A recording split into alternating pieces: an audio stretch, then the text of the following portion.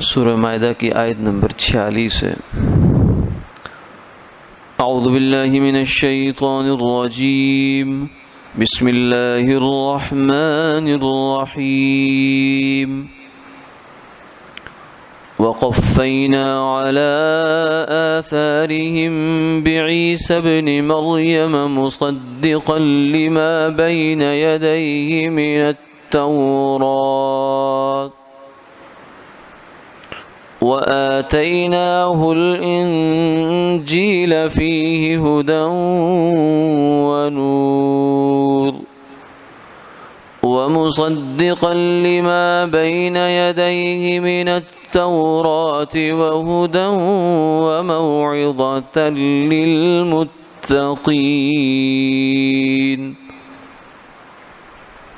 وَلْيَحْكُمْ أَهْلُ الْإِنْجِيلِ بِمَا أَنزَلَ اللَّهُ فِيهِ وَمَنْ لَمْ يَحْكُمْ بِمَا أَنزَلَ اللَّهُ فَأُولَئِكَ هُمُ الْفَاسِقُونَ۔ صدق اللہ العظیم۔ اور ہم نے انہی کے قدموں پر پیچھے بھیجا عیسیٰ ابن مریم علیہ السلام کو، جو تصدیق کرنے والے تھے اپنے سے پہلے موجود تورات کی، اور ہم نے انہیں انجیل دی جس میں ہدایت تھی اور نور تھا، اور وہ تصدیق کرنے والی تھی اپنے سے پہلے تورات کی، اور ہدایت ہے اور متقین کے لیے نصیحت ہے۔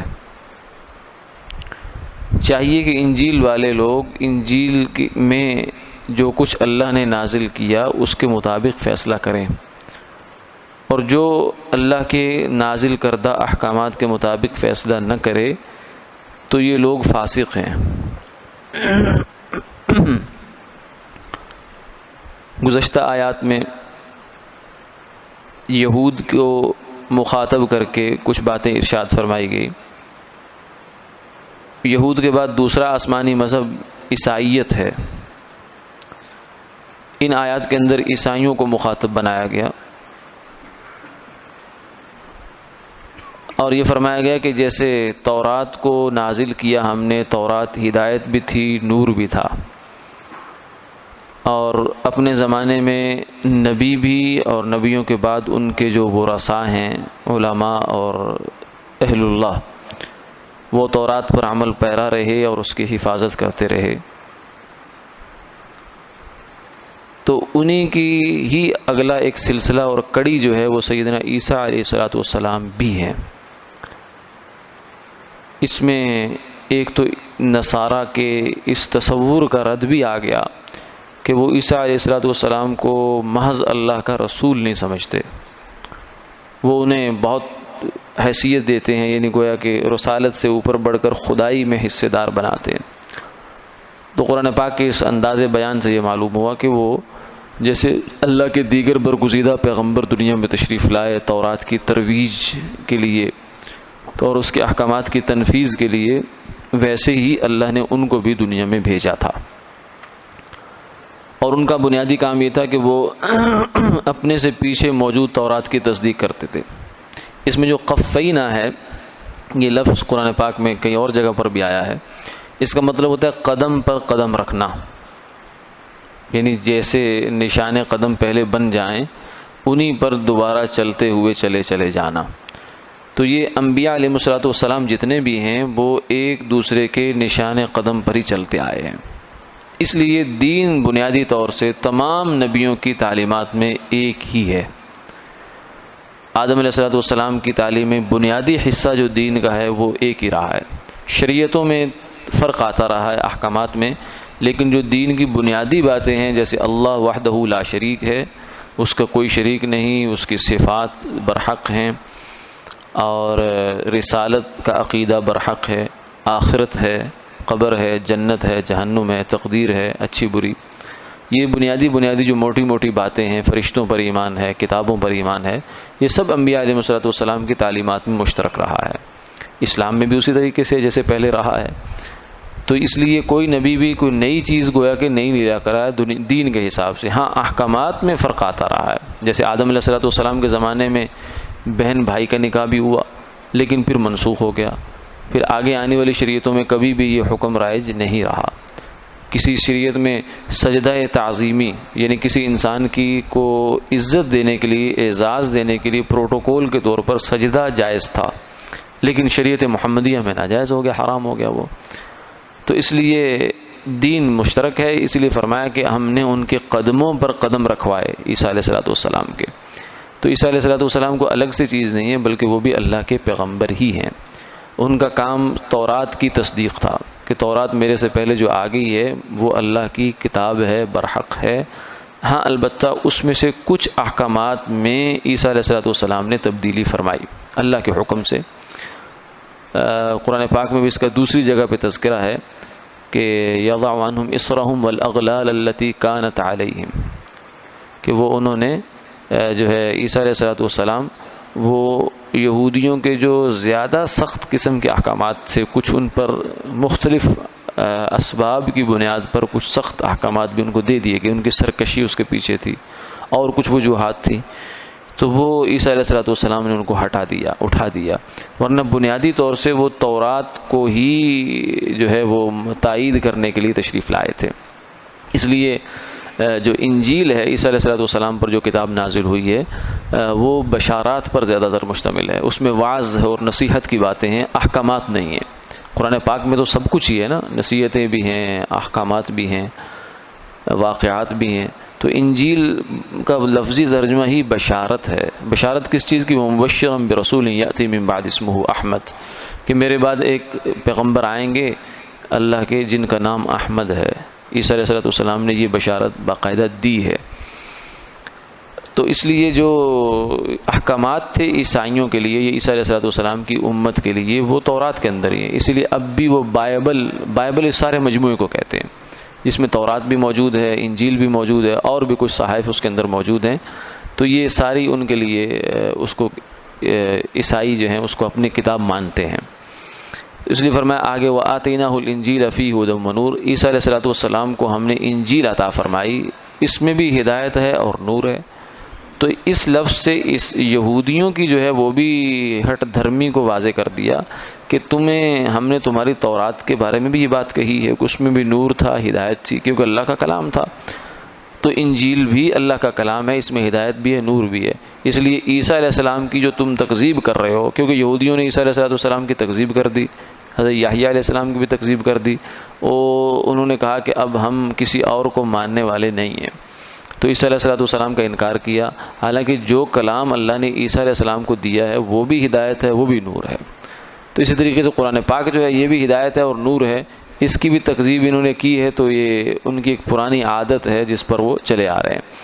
وہ مصدقا لما بین یدی من التوراۃ, فرمایا کہ جو انجیل ہے یہ بھی تصدیق کرتی ہے اپنے سے پیچھے تورات کی, اور اس میں ہدایت بھی ہے, نصیحت بھی ہے. خاص طور سے انجیل کا چونکہ مضمون ایسا ہے کہ اس میں نصیحت زیادہ ہے. عیسیٰ علیہ السلام کے کچھ خطبات ہیں جو انہوں نے بنی اسرائیل کو اور اپنی قوم کو اور اپنے حواریوں کو خطاب کر کے جو باتیں ارشاد فرمائی تھی وہ اس میں زیادہ ہیں. اس لیے یہاں موعظت کا لفظ بھی استعمال کر دیا. تورات جو تھی موسیٰ علیہ السلام کی شریعت, اس میں شریعت زیادہ ہے, احکامات زیادہ ہیں, اس میں نصیحت اور موعظت کا جو پہلو ہے وہ نسبتاً کم ہے, انجیل سے کم ہے. اس لیے موعظہ کا لفظ انجیل کے ساتھ استعمال کیا, یعنی اس میں ہدایت بھی ہے, احکامات بھی ہیں, اور احکامات پر عمل پیرا ہونے کے لیے جو جذبہ چاہیے ہوتا ہے, جو کرنٹ چاہیے ہوتا ہے انسان کو, وہ آتا ہے نصیحت سے, موعظت سے, وعظ سے. اسی لیے فرمایا کہ دین پر عمل پیرا ہونا, ہر بندہ چاہتا ہے میں دین والا بن جاؤں, میں نمازی ہو جاؤں, میں روزے دار ہو جاؤں, میں سچ بولنے والا ہو جاؤں, میری نظر کی حفاظت ہو جائے, میں پاک دامن ہو جاؤں, میرے غلط خیال ختم ہو جائیں, غلط جذبات ختم ہو جائیں. لیکن ہو نہیں پاتا. ہوتا اس لیے نہیں ہے کہ وہ نصیحت کے ماحول میں نہیں آتا.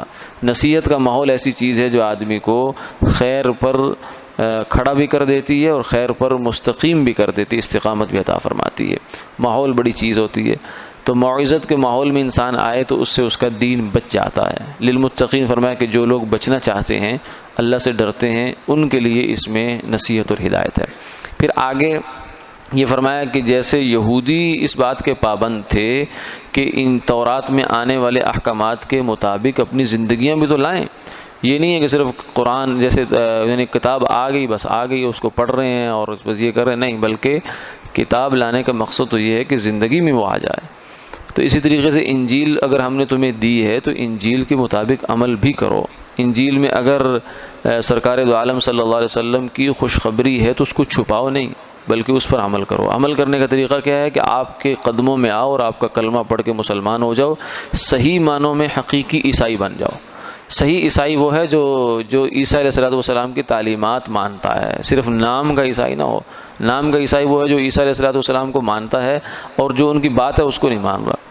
وہ تو آئے اس لیے دنیا میں تھے کہ حضور صلی اللہ علیہ وسلم کی بشارت دینے کے لیے، اور بلکہ خاص ان کو اللہ نے تمام انبیاء علیہ السلام میں سے یہ امتیاز بخشا ہے کہ وہ اللہ نے ان کو زندہ آسمان پہ اٹھایا اور قرب قیامت میں دوبارہ ان کو لایا جائے گا، اور پھر وہ اسی یحکم بشریعت محمد صلی اللہ علیہ وسلم اپنی نبوت جو ہے اس کے مطابق وہ فیصلہ نہیں کریں گے، وہ شریعت محمدیہ کے مطابق جو ہے وہ دین کے احکامات پر عمل درآمد کروائیں گے۔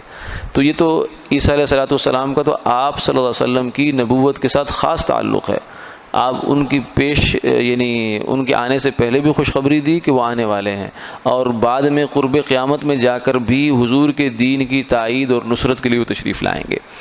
تو اس لیے صحیح عیسائی تو وہ ہے جو حضور کو مانتا ہے، جو اس کو مانتا ہے جس کو عیسیٰ علیہ السلام نے ماننے کی ترغیب دی ہے اور جن کی بشارت اور خوشخبری دی ہے، اور عملاً جن کے دین کی تائید وہ فرمائیں گے۔ تو اس لیے فرمایا کہ وَلْيَحْكُمْ أَهْلُ الْإِنْجِيلِ بِمَا أَنزَلَ اللَّهُ فِيهِ، انجیل والوں کو بھی چاہیے کہ وہ بھی انجیل کے مطابق فیصلہ کریں۔ یہ نہیں کہ یہودیوں کی اگر مذمت بیان ہوئی ہے تو عیسائی اس بات پہ خوش ہو جائیں کہ ہم جو ہیں وہ بری ہیں، نہیں، ایسا نہیں ہے، وہ بھی مجرم ہیں۔ انجیل کے بتائے ہوئے احکامات پر عمل درآمد نہ کر کے وہ بھی جرم کا شکار ہو رہے ہیں۔ وَمَن لَّمْ يَحْكُم بِمَا أَنزَلَ اللَّهُ، اور جو اللہ کے اتارے ہوئے احکامات کے مطابق فیصلہ یا عمل درآمد نہیں کرتا وہ فاسق ہے۔ 3 قسم کے لفظ استعمال کیے ہیں۔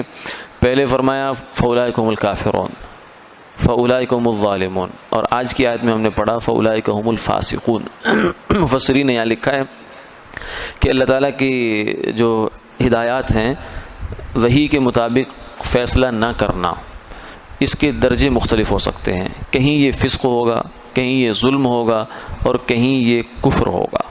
فسق تو ہر حال میں ہی ہے، جب اللہ کا ایک طرف اللہ کا قانون اور قرآن اور سنت کا قانون ہے اور ایک طرف کسی انسان کا بنایا ہوا قانون ہے، تو اللہ کے قانون پر انسان کے بنائے ہوئے قانون کو ترجیح دینا یہ فسق تو ہے ہی ہے، اس کو چھوڑ کر اس پر عمل کرنا۔ اور دوسری صورت میں کبھی ظلم بھی ہوگا، یہ ظلم بھی ہے کیونکہ صحیح محل کیا ہے اللہ کے قانون کا کہ اس کو انسان اپنی اصل جگہ پر رکھے، اور کسی چیز کو اس کی غلط جگہ پر رکھنا یہ ظلم ہوا کرتا ہے۔ اور کفر بھی ہو سکتا ہے وہ ایسے کہ اللہ کے قانون سے کسی غیر کے قانون کو اچھا سمجھے انسان، کہ نہیں قرآن و سنت جو ہے نا اس سے ہماری زندگی کے مسئلے حل نہیں ہو سکتے، اس سے ہم ترقی نہیں کر سکتے، اس سے ہم جو ہے اقوام عالم کے کندھے سے کندھا نہیں ملا سکتے، اس سے تو ہم بہت پیچھے رہ جائیں گے، یہ ہو جائے گا وہ ہو جائے گا، اس لیے اب قرآن سنت کی باتیں چھوڑو، یہ تو 1400 سال پرانی اونٹوں کے زمانے کی باتیں ہیں، اس لیے آج یہ باتیں کرنے کی ضرورت نہیں ہے۔ اگر خدا نخواستہ ایسی حالت ہے انسان کی تو پھر اس کے تو ایمان کا بھی اندیشہ ہے کہ وہ پھر وَمَن لَّمْ يَحْكُم بِمَا أَنزَلَ اللَّهُ فَأُولَٰئِكَ هُمُ الْكَافِرُونَ میں بھی آ جاتا ہے۔ وآخر دعوانا الحمد للہ رب العالمین۔